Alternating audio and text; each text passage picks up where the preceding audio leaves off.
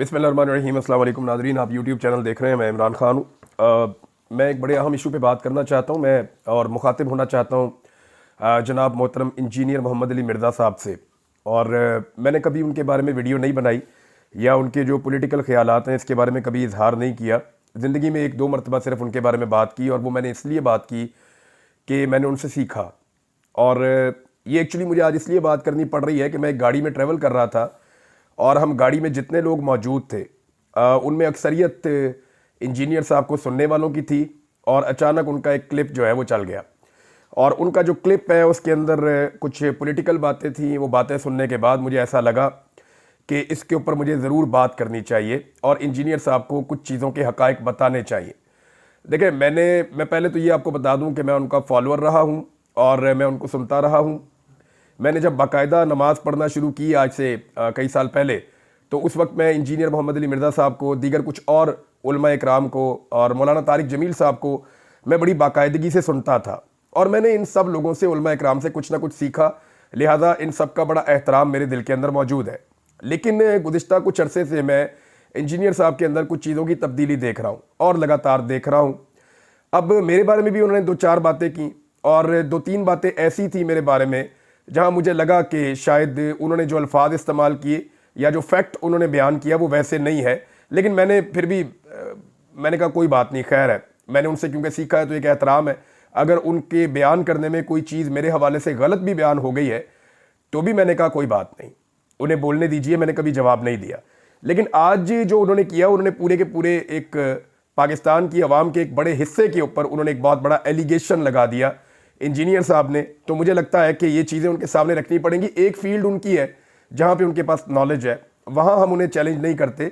लेकिन ये जो मिलिट्री एस्टेब्लिशमेंट की फील्ड है या पाकिस्तान की सियासत में एस्टेब्लिशमेंट की मुदाखलत की फील्ड है, यहाँ पे बयानात देना तो बड़ा आसान है, लेकिन इसको इन डेप्थ जानना बहुत मुश्किल है। मैं क्योंकि मिलिट्री एस्टेब्लिशमेंट को बहुत अच्छे तरीके से जानता हूँ और मैं बतौर जर्नलिस्ट काम करता रहा हूँ, इन लोगों के साथ राब्ते में कल भी था और आज भी अगर मुझे खबरें मिलेंगी तो राब्ते में रहूँगा। लेकिन ये जो इंजीनियर साहब का नॉलेज है ये बहुत महदूद है, और जो बातें उन्होंने की है ये इंतहाई ख़तरनाक है, ना सिर्फ पाकिस्तान के लिए बल्कि इंजीनियर साहब के लिए भी। वो इसलिए कि जो गाड़ी में लोग बैठे हुए थे, जो अक्सरियत इंजीनियर साहब को सुनने वाली थी, उन्हें मायूसी हुई ये स्टेटमेंट सुनने के बाद, और उन्होंने हैरत का इजहार किया कि ए की हो गया इंजीनियर साहब नू, या ये किस तरह की बातें कर रहे हैं ये, हम तो इन्हें सुनते हैं। तो इंजीनियर साहब अपनी हैसियत और अपनी जो वक़्त है या लोगों के दिल में जो उनका एहतराम है, एक और नुक्ता नज़र से उसको डैमेज कर रहे हैं बदकिस्मती से। तो नाज़रीन, शुरू करते हैं कि इंजीनियर साहब ने स्टेटमेंट क्या दिया। तो इंजीनियर साहब, आपने फरमाया कि ये डिजिटल दहशतगर्दी की आपने टर्म इस्तेमाल की और पाकिस्तान तहरीक इंसाफ के हवाले से आपने इस्तेमाल की कि ये डिजिटल दहशतगर्दी करते हैं। फिर आपने TTP से ज़्यादा पाकिस्तान तहरीक इंसाफ को कसूरवार करार दिया अपने स्टेटमेंट में। फिर आपने कहा कि एक जमात मुनज़्ज़म तरीके से पूरे इदारे को रगड़ा लगा रही है, तहरीक इंसाफ को आपने ये कहा कि, और ये कहा कि मुनज़्ज़म तरीके से कर रहे हैं। दूसरा आपने कहा कि पाकिस्तान का नज़रियाती कत्ल कर रहे हैं फ़ौज पर तनकीद करके, ये नज़रियाती दहशतगर्दी है, आपने ये भी करार दिया। फिर आपने कहा ये फ़ौज पर बतौर इदारा एक हमला हो रहा है, यानी पूरे इदारे के ऊपर ये अटैक है। फिर आपने इमरान खान साहब की करैक्टर असैसिनेशन करते हुए कहा कि इमरान खान का पता नहीं क्या माजी है और मुस्तकबिल पता नहीं क्या होना है, ये भी आपने कहा। फिर आपने फितना कत्ल से बड़ा जुर्म आपने कहा करार दिया, कुरान पाक में वाकई है, और आपने फिर पाकिस्तान तहरीक इंसाफ को और उनके लोगों को फितना करार दे दिया। अब इसके बाद आपने कहा कि ये सारी सियासी बातें करने के बाद आपने कहा कि हमारा ये प्लेटफॉर्म सियासी नहीं है, इसलिए मैं इस लेवल पर नहीं उतरता। यानी आप कुछ और भी बताना चाह रहे थे, क्योंकि आप ये कह रहे थे कि नून लीग और पीपल्स पार्टी से बदतरीन जमात आपने पाकिस्तान तहरीक इंसाफ को करार दिया। अच्छा जी, इसके बाद आपने कहा कि तलबा इनके हाथों गुमराह हो रहे हैं। हिटलर से आपने इमरान खान साहब को तशबीह दी, और फिर आपने ये भी क्लेम किया कि पाकिस्तान तहरीक इंसाफ के 4 टुकड़े हो चुके हैं और मज़ीद टुकड़े भी होंगे, ये आपने पेशन गोई की। इसके अलावा आपने कहा कि इमरान खान साहब माफ़ी मांगें। अब ज़रा ये जो आपका स्टेटमेंट है इंजीनियर साहब, इसकी मैं कुछ चीज़ें आपके सामने रख देता हूँ। नंबर 1, डिजिटल दहशतगर्दी, ये टर्म आपने कहाँ से सुनी?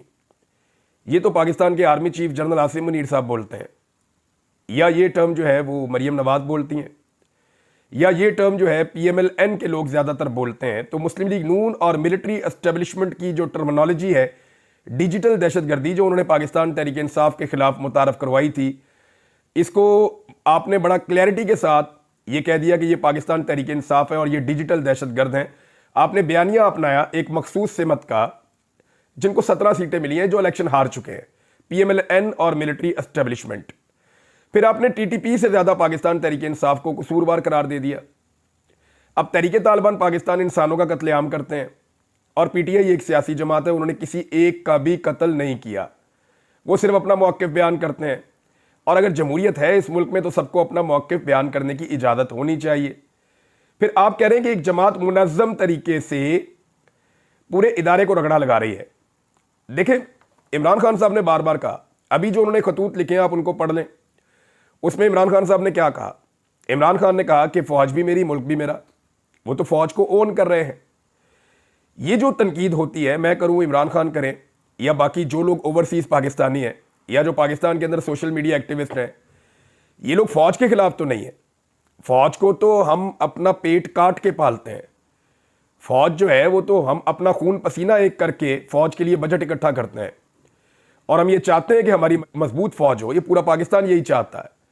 मामला फ़ौज का नहीं है, मामला ये है कि मिलिट्री एस्टेब्लिशमेंट, ये ऊपर बैठे हुए चंद लोग होते हैं, आप बेहतर जानते हैं।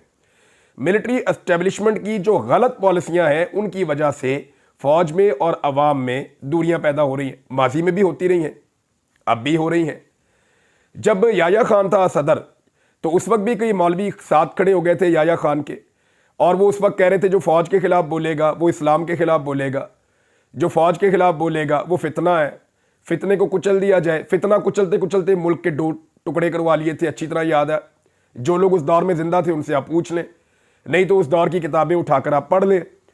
तो अब ज़रा क्लैरिटी के साथ आ जाएं कि इमरान खान तो कहते हैं कि फ़ौज मेरी है, मुल्क भी मेरा है, लेकिन जो मिलिट्री एस्टेब्लिशमेंट की गलत पॉलिसियां हैं जिनका मैं आगे जाके जिक्र करूंगा, उनकी वजह से अवाम में और फ़ौज में दूरियां पैदा हो रही हैं। और अपने तीनों खतूत में इमरान खान साहब ने इख्तिताम में बताया कि फ़ौज ये सियासी कार्रवाइयां बंद कर दे, वरना ये दूरियां ख़त्म नहीं होंगी। और पाकिस्तान की फ़ौज और पाकिस्तान के मुल्क के मफाद में है कि फ़ौज और अवाम के बीच में खलीज ख़त्म हो या कम हो। उसका फार्मूला भी वो बताते हैं कि ये जो गंद आप 70 साल से मार रहे हैं ये बंद कर दें। और ये गंद इमरान खान साहब के दौर में भी इन्होंने मारा है, तो ये बंद कर देना। अब किसी दौर में तो बंद करना है, किसी ने तो आगे इसको रोकना है। तो आज इमरान खान उसको रोकने के लिए खड़ा है, कल कोई और खड़ा था, परसों कोई और खड़ा था, लेकिन जितनी शिद्दत और ताकत से इमरान खान खड़ा है ऐसे कोई खड़ा नहीं हो सका। तो एक तो जो फ़ौज के ऊपर तनकीद, यानी पाकिस्तान का नजरियाती कत्ल हो रहा है, जो फ़ौज पे तनकीद हो रही है, अभी पाकिस्तान के कौन खिलाफ है खुदा ना खास्ता, और फ़ौज के ऊपर तो तनकीद हो नहीं रही है। तो फ़ौज की जो एस्टेब्लिशमेंट है उनकी पॉलिसीज पे तनकीद हो रही है कि अपनी एक्सटेंशन के चक्कर में एक आर्मी चीफ पूरे मुल्क को यरगमाल बना देता है। और ये अब से नहीं हो रहा, हमेशा से हो रहा है। राहील शरीफ की क्या ख्वाहिश थी? एक्सटेंशन। जनरल बाजवा को क्या चाहिए था? एक्सटेंशन। ये जो अभी 26वीं तरमीम पास करवाई गई, जिस तरीके से करवाई गई, उसके बाद हुआ क्या? एक्सटेंशन। 5 साल की मुद्दत मुलाजमत होगी आर्मी चीफ की, और इससे पहले भी यही होता रहा है। तो एक्सटेंशन है ना, एक बंदा अपनी नौकरी की खातिर पूरे मुल्क को दांव पर लगा देता है अपनी बादशाहत की खातिर। इसको नजरियाती दहशतगर्दी आपने करार दिया। ये आप कह रहे हैं कि ये फौज पर बतौर इदारा